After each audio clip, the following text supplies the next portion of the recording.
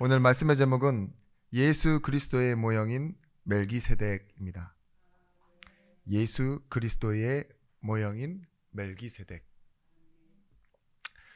지난 말씀에서도 한번 이렇게 멜기세덱에 대해서 말씀을 드리려고 하였으나 히브리서 기자가 멈췄습니다. 5장 12절에 내가 멜기세덱에 대해서 더 말하고자 하나 뭐예요? 너희가 듣기에 둔함으로 다음에 하겠다 이러면서 이제 너희가 왜 신앙이 생활이 잘하지 않고 젖먹이와 같냐, 초보에 머무느냐 그 설명을 하고 다시 오늘로 넘어온 겁니다. 오늘의 이 멜기세덱을 두고 말하는 주제가 무엇이냐? 모형론입니다. 모형론. 그래서 제목에도 이렇게 들어가 있죠. 모형인 멜기세덱. 모형론이란 원형 대신 예수 그리스도를 바라다보게 하는 겁니다. 그 원형을 본받는 그림자의 역할을 하는 것이 모형입니다.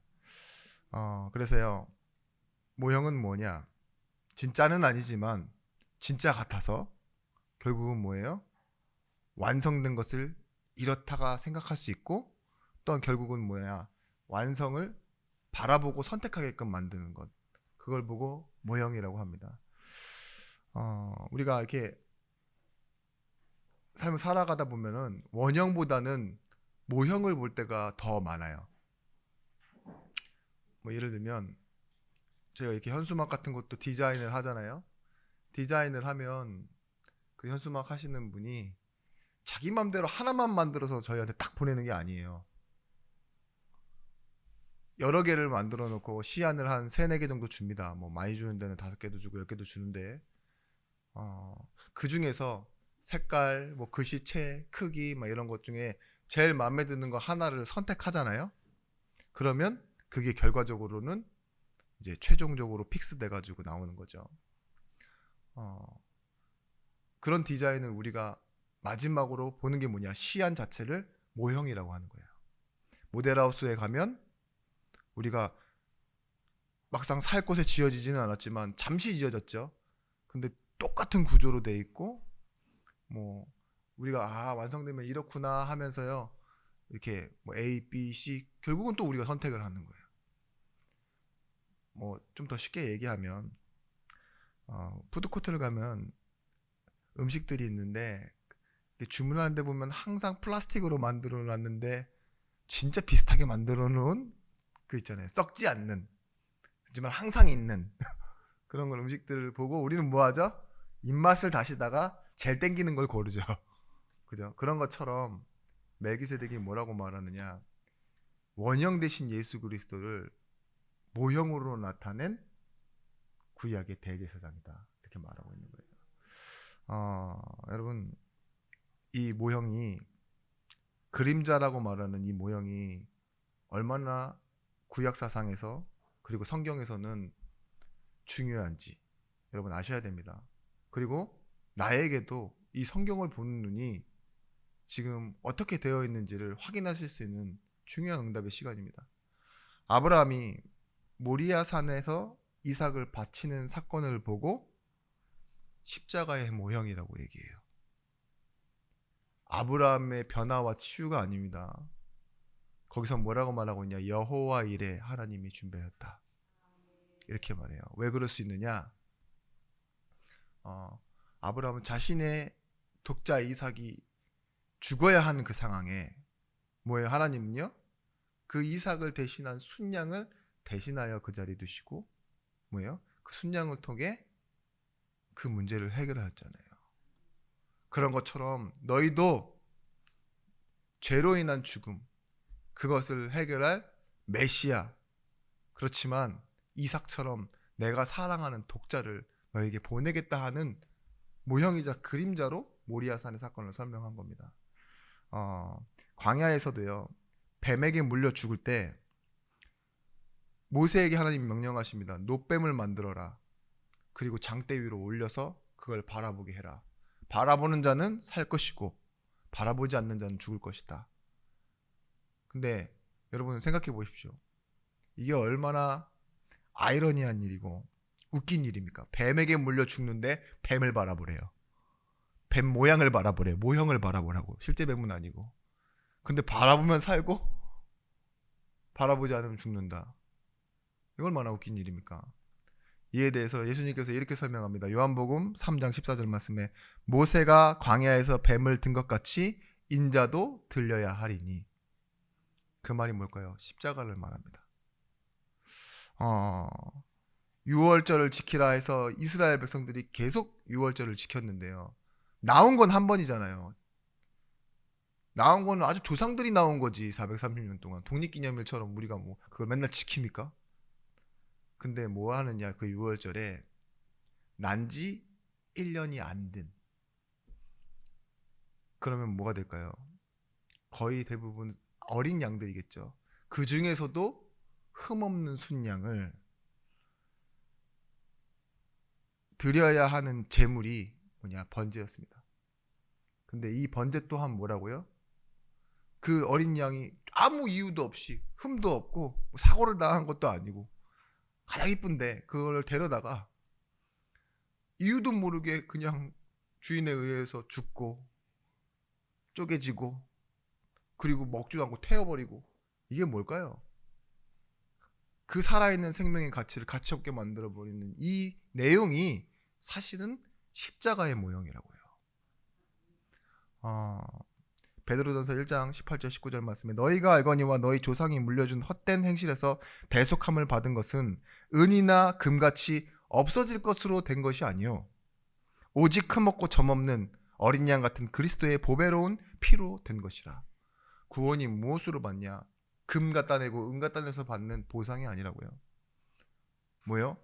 보배로운 피, 어린 양의 피, 예수 그리스도의 피로 된 것이라고 말하고 있습니다. 오늘 이 멜기세덱이라는 이름이 성경 전체에서 몇 번이 나오냐? 3번이 나옵니다. 구약에서 2번, 그 2번 나온 거를 오늘 히브리서 기자가 한 번 설명해서 3번. 그러니까 멜기세덱을 아직도 신학자나 목사님들 중에서 대부분의 많은 교회에서요 잘 몰라요. 그게 뭐야? 아비멜렉인가? 뭐 이렇게 얘기하는 사람도 있고, 멜기세덱에 대해서 도대체 누구야? 이렇게 말하는 분들도 많다니까요. 몰라, 안 들으면. 저희도 몰랐잖아요, 사실. 근데 창세기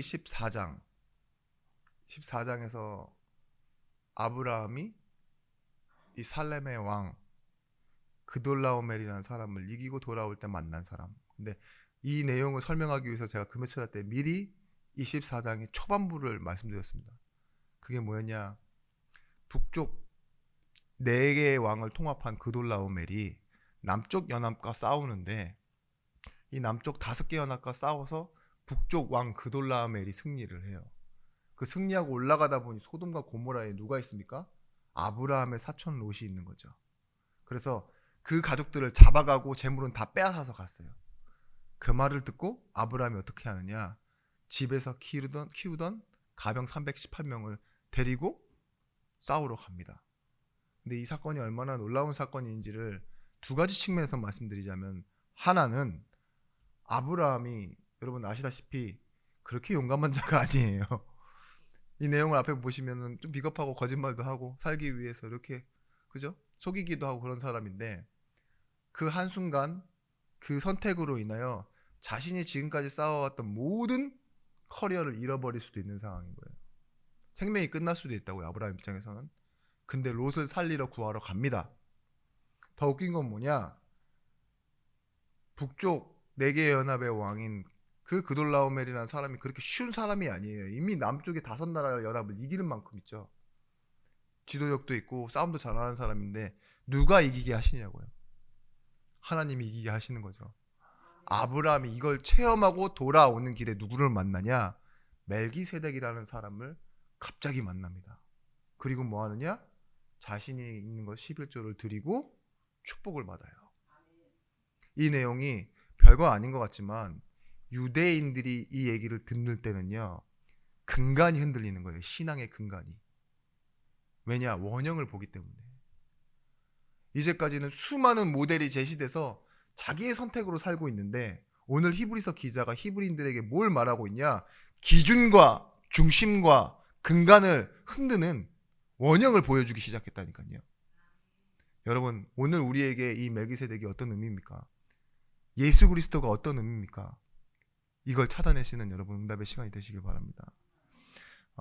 시편 110편에는 왕이었지만 선지자의 역할을 했던 다윗이 시편에서 계속 예수 그리스도를 예표합니다. 근데 그 중에서 갑자기 1000년이 지난 세월이에요. 아브라함 시대에서 1000년이 더 지나야 다윗 시대가 오는데 다윗이요 갑자기 끄네요. 이 멜기세덱이라는 이름을. 뭐라고 말하냐? 앞으로 오실 메시아는 멜기세덱을 따르는 영원한 대제사장입니다. 이렇게 시편의 110편에 기록하고 있어요. 그리고 얼마 동안 또 안 나타나냐? 1000년이라는 세월 동안 또 나타나지 않습니다. 그래서 다윗 시대를 지나 어느 시대가 오죠? 구약의 모든 시대가 다 지나가고 나서 예수님 시대 이후에 히브리서 기자가 또 꺼낸 거예요. 우리에게 있는 제사장은 멜기세덱의 반차를 따르는 아론의 후손 레위의 후손이 아닌 멜기세덱의 후손은 아브라함이 만난 대제사장, 그 대제사장의 후손을 따라왔다. 이렇게 얘기하고 있습니다. 여러분 우리가 기억해야 될 첫 번째는 무엇이냐? 아브라함이 만나 섬기고 믿었던 예수의 모형이 멜기세덱입니다. 당연한 거예요. 히브리서 7장 4절 말씀에 이 사람이 얼마나 높은가를 생각해보라. 조상 아브라함도 노량물 중 10분의 1을 그에게 주었느니라. 히브리인들이 생각하는 아브라함은요 믿음의 조상이고 가장 큰 사람이에요. 거기서 모세도 오고 거기서 다윗도 오는 건데 아브라함보다 큰 사람이 있다는 것에 히브리인들은 놀라는 거예요. 그런 사람이 있었다고? 당연히 높은 존재에게 바치는 게 맞지 않냐? 아브라함이 누구에게 바쳤어요? 멜기세덱에게 바쳤다고 나와 있어요. 유대인과의 논쟁 예수님이 하시는데요. 간음하다가 현장에서 잡힌 여자. 그래서 지금 돌로 쳐 죽임을 당하기 직전에 그 여자에게 가서 예수님이 구해내시죠. 그때 하신 말이에요. 돌로 치려고 하는 그들에게 죄를 짓는 자마다 죄의 노예이다. 그 얘기를 했더니만 이들이 뭐라고 하는 줄 아세요? 우리는 아브라함의 후손이다. 무슨 소리냐 이래요. 죄를 짓는 자마다 죄의 노예이다. 이 얘기를 이해를 못해요. 우리가 아브라함의 후손인데 그때 예수님이 이렇게 말씀하세요. 요한복음 8장 58절 말씀에 예수께서 이르시되 진실로 진실로 너희에게 이르노니 아브라함이 나기 전부터 내가 있느니라 하시니. 지난주 읽은 말씀 기억하시죠? 아브라함이 뭘 믿고 구원받았다고요? 예수 그리스도를 믿고 구원받았다고요. 그렇지만 지금 오신 분이 아니라 뭐냐? 모형이었던 멜기세덱 대제사장. 그리고 아브라함 시대 때는 레위 지파도 없고 당연히 후손이 레위니까 아무것도 절차도 방식도 모르는데 하나님이 뭘 보여주셨어요? 이 모형을 보여주시는 거예요. 이삭을 통해 죽음과 부활을 창조하심을 믿게 만드시고 또 뭐하죠? 있는 것에서 없는 것에서 있는 것을 부르시는 하나님. 그래서 창조와 부활과 죽은 것을 다시 살리시는 구원, 그 사실을 믿고 구원받게 하셨다고요. 그걸 믿었기 때문에 믿음의 조상, 첫 번째로 예수를 믿은 조상, 그렇게 만드셨다고 이렇게 말씀드렸습니다. 여러분 레위 지파에 이전에 11조가 있었다는 것에 놀래죠. 유대인들도 놀래요. 지금의 교회들도 놀랍니다. 레위 지파 때 나온 거 아니야? 12개 지파가 모였는데 레위 지파만 분깃이 없으니까 다 n분의 1로 해갖고 레위 지파를 먹여 살리기 위해 만든 제도 아닌가? 이렇게 생각하는 사람들이 뭐냐? 헌금을 착각해요. 우리 11조가 목회자들 교회를 먹여 살리는 거다. 그런 의미가 아닙니다. 하나님의 주권을 인정하는 거예요. 보십시오. 우리가 자녀를 낳을 때 스라의 자녀가 몇 명입니까? 이 말은 뭐예요? 무릎 아래의 자녀가 몇 명이에요? 이런 뜻이에요. 그죠? 내 앞에 이렇게 앉아있는 자녀가 몇 명이냐 이런 단어를 우리는 그렇게 스라의 자녀가 몇이세요? 이렇게 얘기하잖아요. 슬이 무릎 슬자니까. 그죠? 근데 유대인들의 표현은요. 허리 아래에 있는 걸 보고 말했어요. 허리. 7장 5절 말씀 보시면 레위 아들들 가운데 제사장의 직분을 받은 자들은 율법을 따라 아브라함의 허리에서 난 자라도. 그러니까 뭐예요? 지금 이때는 아브라함, 이삭, 야곱 이후에 이제 12지파가 나오는 건데 아브라함의 허리에 아직 레위가 있다 이 말이에요. 나지 않았다고. 조상이니까 증조 할아버지잖아요. 근데 조금 더 부연 설명을 드리면 여러분 스테이크 중에 허리가 있어요. 소의 허리에서 나오는 안심, 텐더로인이라고 합니다. 맛있대요. 그 말은 뭐냐? 제가 잘 못 먹어봤다는 얘기죠. 주의 은혜로 맛있게 많이 먹어보길 보는 미래가 오길 바라며. 또 그 조금 그 뭐냐 다른 말로는 필레미뇽이라고 하기도 하고 하는데 보시면 이 오늘 내용 아브라함의 허리에 있을 때 레위도 뭐예요? 멜기세덱에게 11조를 드린 것과 마찬가지다 이거예요. 아브라함이 드렸다면 그 레위도 11조를 드린 지파가 어떤 레위 지파도 드린 사람이 누구냐? 멜기세덱. 그러니까 레위보다 한참 앞에 있는 그런 직분의 제사장이 바로 멜기세덱이다 이렇게 얘기하는 거예요. 그러면서 오늘 7장 3절 말씀에 참 놀라운 말이 나옵니다. 너무 놀라운 말이에요. 이 멜기세덱을 설명할 때 이렇게 얘기해요. 아버지도 없고 어머니도 없고 족보도 없고 시작할 날도 없고 생명이 끝도 없어. 하나님 아들과 닮아서 항상 제사장으로 있느니라. 영원히 제사장으로 있느니라 나와 있어요. 야, 아버지 없는 사람, 어머니 없는 사람 있습니까? 물론 돌아가셔서 없는 사람 있는데 뭐예요? 원래부터 스스로 있는 사람이란 뜻이잖아요. 그죠? 족보가 없대요. 위로 누구 조상이 없는 사람이란 소리죠. 시작한 날도 없는데 있어요. 그냥 원래 있었던 사람. 생명도 언제 끝나는지 알 수 없이 영원히 있는 사람. 그래서 누구랑 닮았대요? 하나님 아들과 닮아서. 이게 모형입니다. 멜기세덱이 설명하는 건 누구냐? 예수님을 설명하는 거고 그분의 직분이 뭐냐? 대제사장. 그리스도를 설명하는 거라고요. 오늘 여러분 지금 이 말씀 듣고 있는 건 그리스도의 3등직 중에 예수님의 제사장직을 대변하는 굉장히 신학적으로는 중요한 부분입니다. 우리에게는. 여러분들이 그냥 성도라면은 그냥 알고 넘어가면 되는 건데 전도할 사람이라면 그죠? 여러분 전도자가 맞다면 그리고 생명을 살려내야 된다면 신앙의 기초 안에 이게 굉장히 중요한 뿌리가 되는 말씀이에요. 여러분 영원히 산자라는 사람을 그런 일컬음을 받으려면 얼마나 높은 사람이어야 되느냐? 지금 이 부분을 가지고 히브리인들에게 말하고 있는 거예요. 유대인들에게는요. 완전히 끝내는 말씀입니다. 오늘 말씀이. 더 이상 끝이 없다. 이 말이 뭐죠? 종결시키는 말씀이에요. 대제사장직의 기한이 얼마냐? 25세에 인턴직을 시작합니다. 제사장직을 이렇게 들어가려면 25세에 입문을 해야 돼요. 그래서 바로 못하고 5년 동안 이제 인턴을 하다가 30살 때부터 제사장이 되고 20년 동안 성전에서 섬기다가 딱 만 50세 여기서는요 살아 있어도 이제 제사장직을 못 해요. 그만두고 살아가다가 죽는 거예요. 근데 보십시오. 멜기세덱은요 시작이 언젠지도 모르게 계속 제사장, 영원한 제사장, 끝도 없어요. 족보도 없어요. 근데 제사장은 뭐예요? 분명히 족보가 있어야지만 그게 족보가 보증이거든요. 그게 없으면 제사장도 될 수도 없어요. 근데 그게 있다 하더라도 반드시 끝나야 돼요.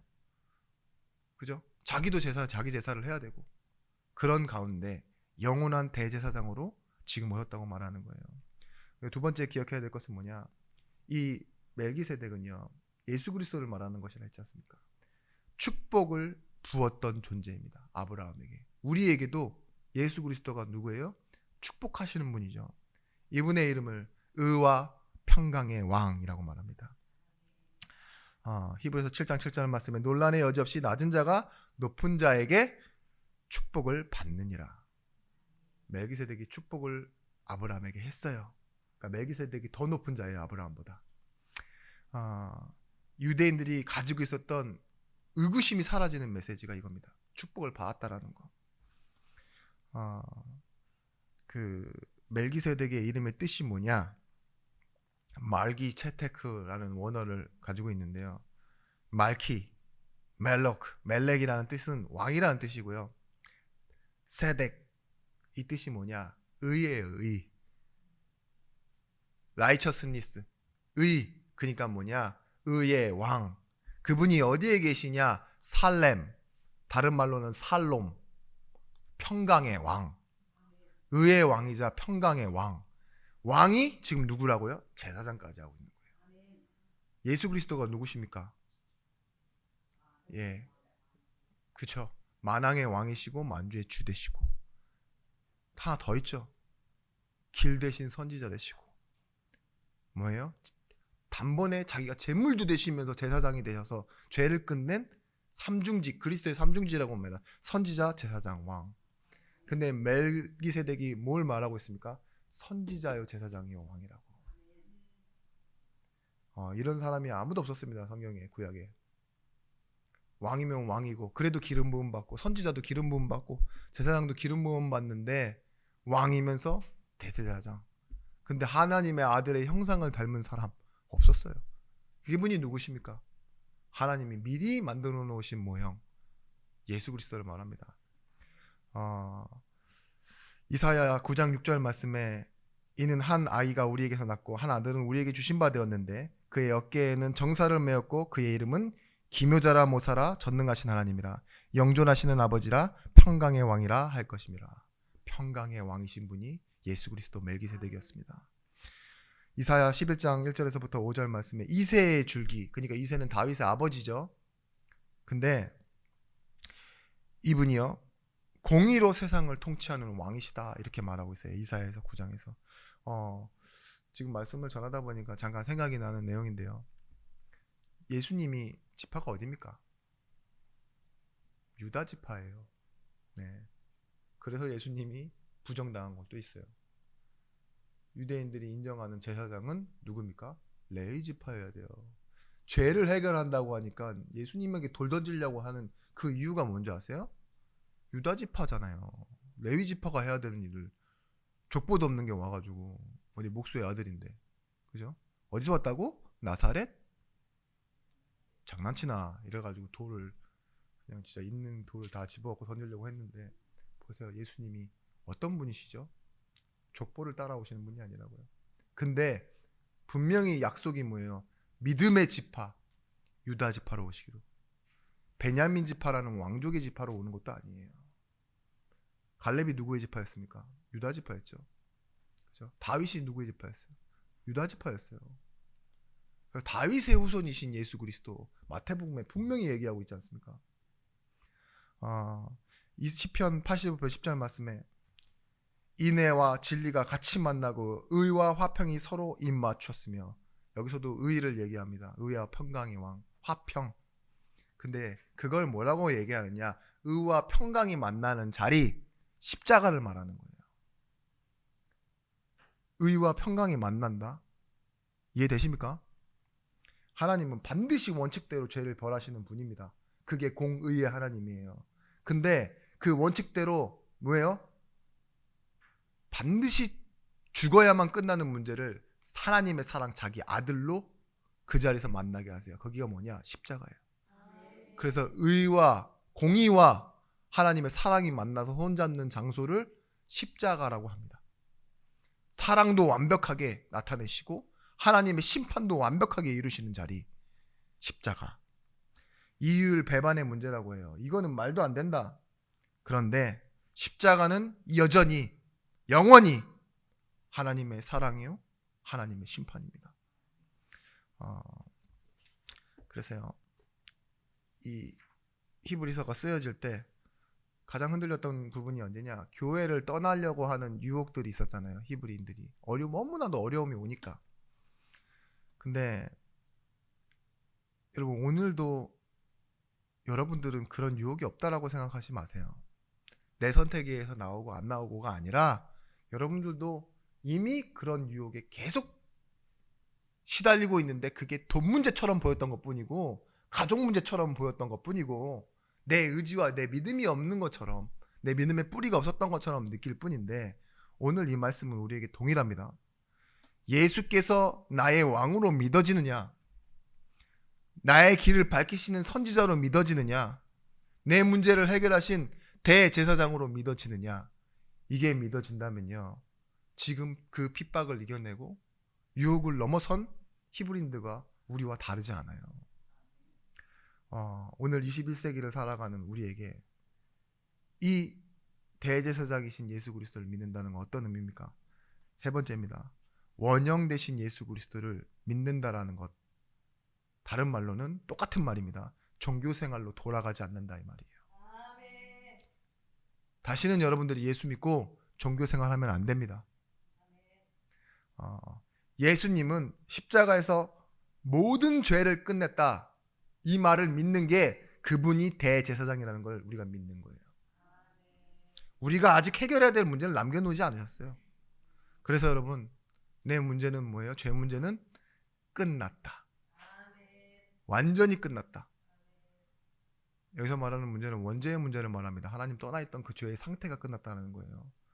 이걸 잘못 이해한 사람은 밖에 나가서 내 죄 문제는 끝났으니까 내 죄가 다 말랐다 이래가지고 막 사람 때리고 뺏고 막 이러는데 뭐라 그래요?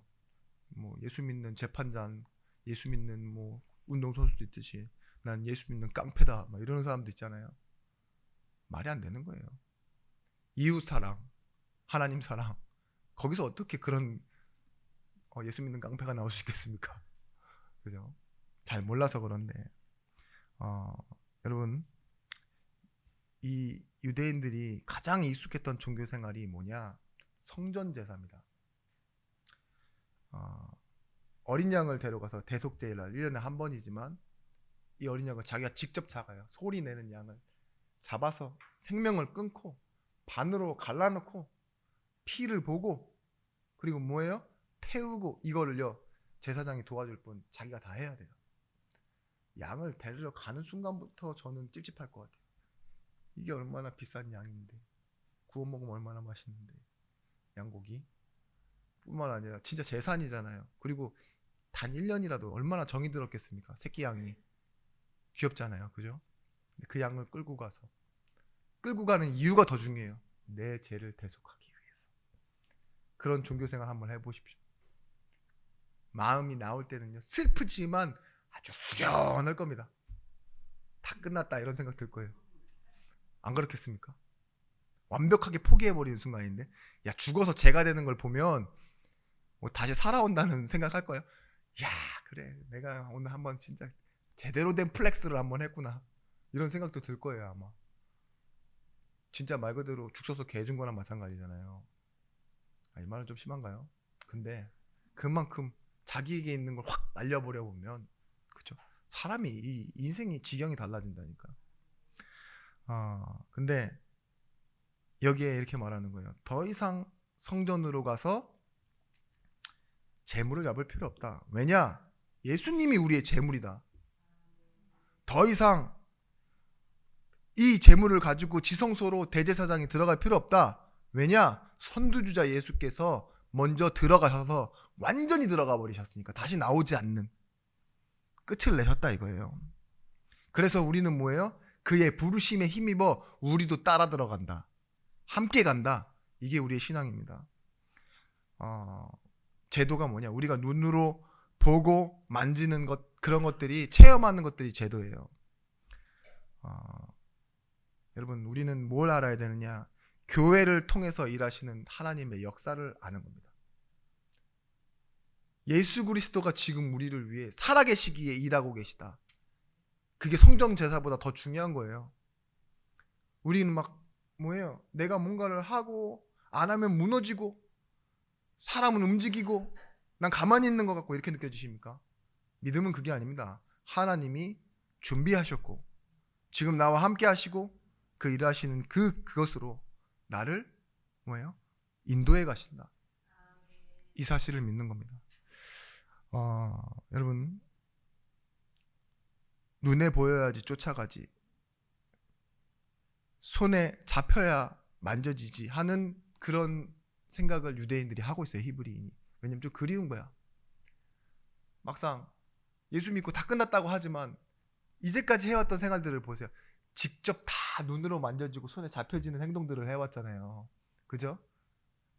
그 피 냄새가 좋은 건 아니지만 그 냄새를 맡아보고 있잖아요. 또 그 냄새가 사라지는 체험도 한번 해보고, 대제사장이 나올 때는 얼마나 화려한 옷을 입고 나오는지 에봇을 입고 나옵니다. 보석이 박혀 있는 대제사장의 옷.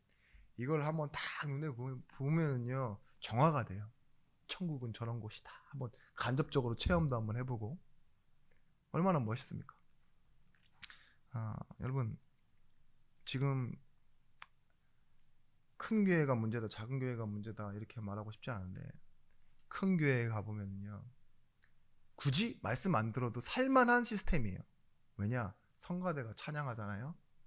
얼마나 웅장한지 멋있어요. 대제사장의 애복같이. 그렇죠? 성가대 지휘자를 하면요 내가 죄 사함을 안 받아도 대접을 너무 받아요. 성가대 지휘자님이나 뭐 반주자님 뭐냐면 그 집사님 권사님들이 막 집에서부터 막 좋은 거 막 미리미리 싸뒀다가 목사님보다 더 선물 많이 받아. 막 쇼핑백에 명품에 막 이런 거 받는데요. 다 거기다 교회에서 사례비 나오지. 그죠? 악기 연주하는 소리만 한번 들어보세요. 그 뭐냐 뮤지컬이나 뭐 오케스트라 이런 거 체험은 아니더라도 조금 그런 느낌은 나. 교회 갔다 오면 뭔가 힐링돼. 그죠? 또 만나면은 구역 뭐 어떤 직분 임직회 만나면 수준 높은 사람들 있어요. 그럼 그 사람들 만나서 좀 배우기도 하고 신앙 얘기하다 보면 뭔가 좀 되어지는 것 같고. 근데 복음 없어도 된다니까요. 청년들이 뛰어다니는 모습 보세요. 얼마나 여러분 마음이 얼마나 좋아요. 아기가 엄마에게 안겨 있는 모습 봐봐요. 이게 교회지 이런 생각 든다니까요. 근데 우리 없잖아요. 눈에 보이는 거에 속지 마십시오. 제가 어느 게 더 문제다라고 얘기는 안 하겠습니다. 근데 선교 대회나 이런 거 해보면 외국인들이 들어와서 막 도와주셔서 감사합니다. 그런 인사받는 교회 되면 얼마나 멋있어요. 근데 그것도 본질이 아니라고요. 그거 보면서 내가 한 일처럼 착각하면 안 돼요. 교회는 그런 힘과 어떠한 세력과 어떠한 아름다운 그런 미화된 일들이 있잖아요. 넘쳐나야 교회가 아닙니다. 지금 여러분들이 사는 교회는 우리 교회예요. 그죠? 이 교회에 내 인생이 있고 살아계신 하나님의 말씀이 있어요. 그 말씀을 믿어야죠. 네. 그 가야바 예수님이 살아계실 때도 뭐예요? 대제사장이 있었다니까요. 히브리서가 쓰여질 때에도 대제사장이 아직 있어요. 그러니까 돌아가자고 하는 거예요. 가고 싶은. 언제까지 썼냐? 예수님 돌아가신 후 70년 후 AD 70년까지 대제사장으로 있었는데 예수님을 심판한 사람이 누구냐? 가야바예요. 가야바. 가야바가 어떤 사람이냐? 그 대제사장의 사위예요. 사실은.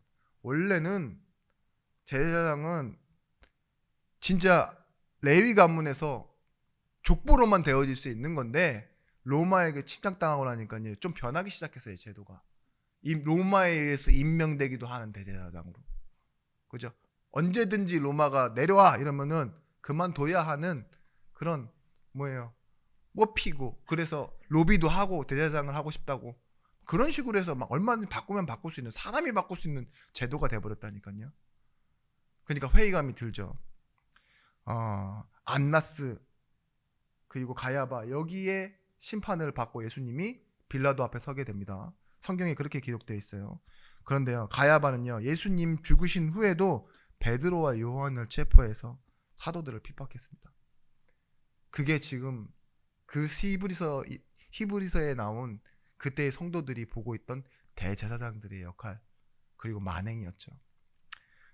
여러분 타락한 제사제도보다 더 중요했던 것이 뭐냐?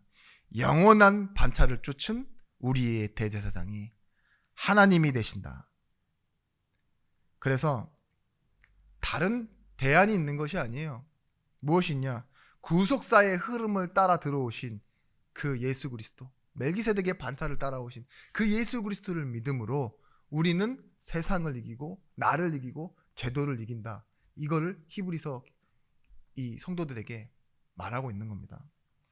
여러분 지금 이렇게 똑같은 말을 하는 사람도 있어요. 교회의 시스템은 다 망가졌다. 사고 치는 사람들은 다 목회자다. 나는 이제 집에서 하나님 믿으니까 예배할란다. 그것도 속는 겁니다. 우리가 믿어야 될 건 뭐냐? 교회의 제도와 교회를 지키는 사람이 아닙니다. 교회를 세우시는 예수 그리스도입니다. 그래서요, 예수와 함께 한다라는 건 원래 축복인 전도와 선교 속으로 들어가는 겁니다. 영원한 진리의 말씀으로 함께 하신다는 걸 믿고 살아가는 것을 말합니다. 그래서 우리는 뭘 말하고 있냐? 죄 때문에 어두움과 운명에 사로잡혀 있는 이들을 우리는 뭘로 살려낼 수 있느냐? 우리의 말과 행실로? 아닙니다. 그냥 가는 거예요. 어떻게? 우리와 함께 하시는 예수 그리스도. 이 그리스도가 누구시라고요? 죄 문제를 해결하시는 대제사장 예수 그리스도. 이걸 믿고 가는 겁니다. 여러분, 아버지가 부모가 자녀에게 물려주고 싶지 않은 게 있대요. 그게 뭘까요? 자기의 약한 부분. 어떤 목사님은 그러더라고요.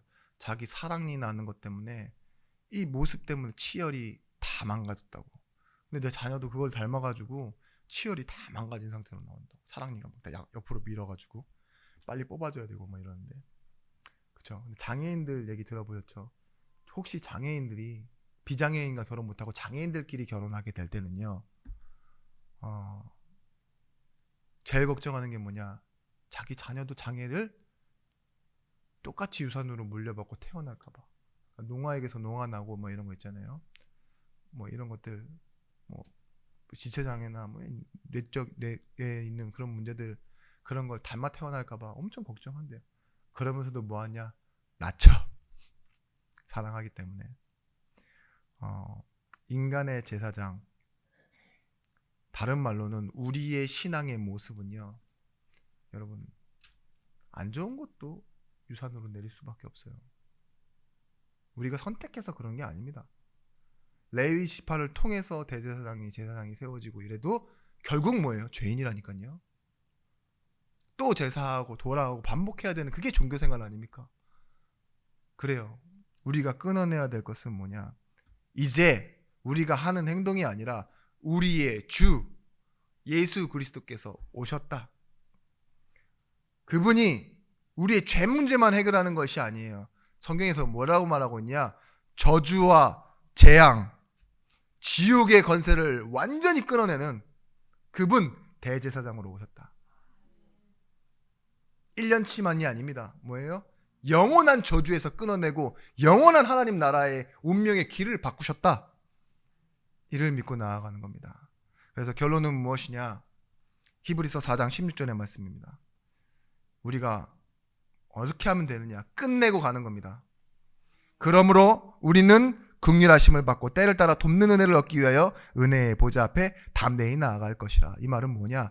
예수 그리스도를 따라 지성소로 들어가 버린다는 뜻입니다.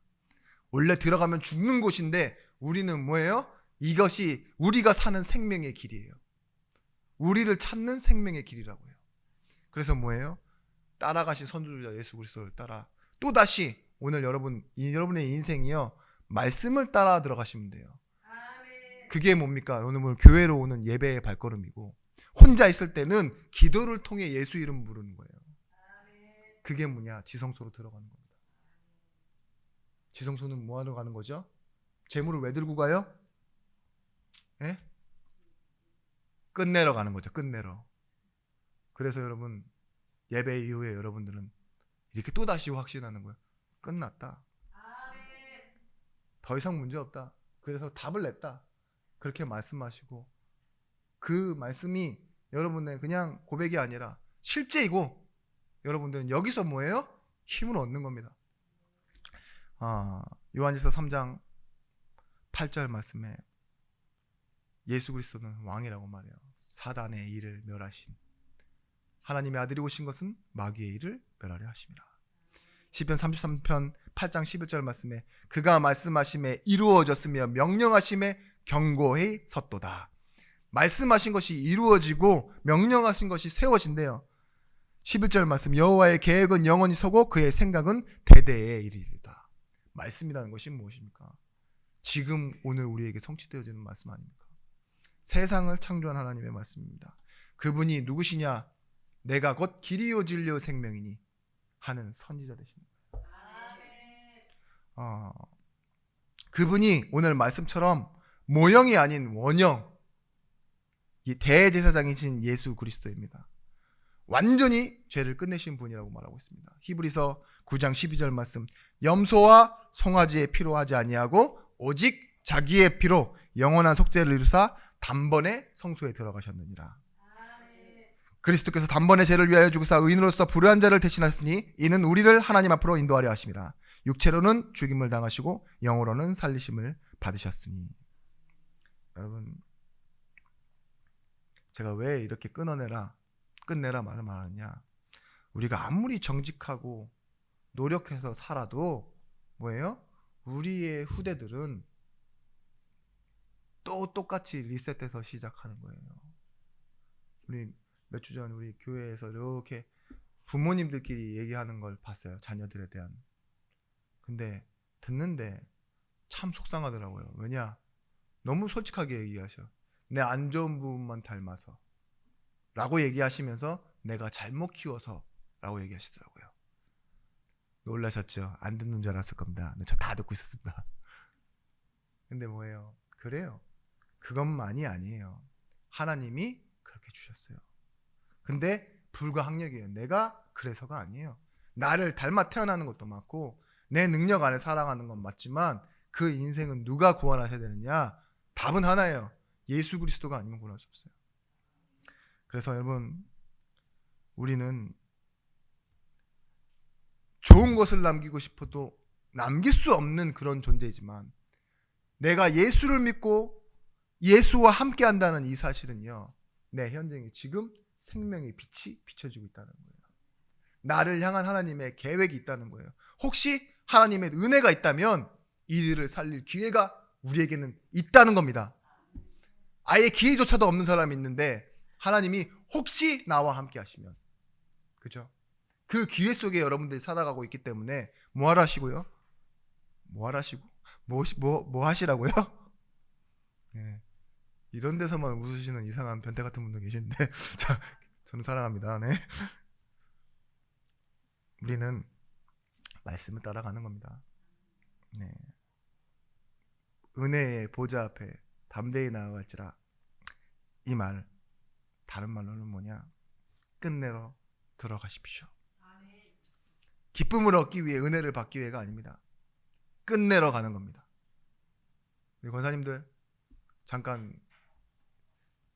잠깐의 이 가족 스케줄 때문에 교회를 비우시는 우리 권사님들은 뭐 하시면 되느냐? 오늘 말씀을 붙잡고 끝내러 가십시오. 그리고 끝을 냈지만 하나님의 시작을 제대로 보게 되는 응답을 누리시길 바랍니다. 기도하겠습니다. 하나님, 우리에게 모형 대신 엘기세덱의 말씀을 통하여 원형 대신 예수 그리스도를 붙잡게 하시네 감사드립니다. 이 교회를 통해 성도가 보여지게 하시고 성도를 통해 현장을 보게 하시며 그 보는 내가 하나님의 증인이요 자녀인 사실을 회복하게 하여 주시옵소서. 오늘도 우리의 모든 문제를 끝내시고 해결하신 예수 그리스도의 이름으로 기도드렸습니다. 아멘.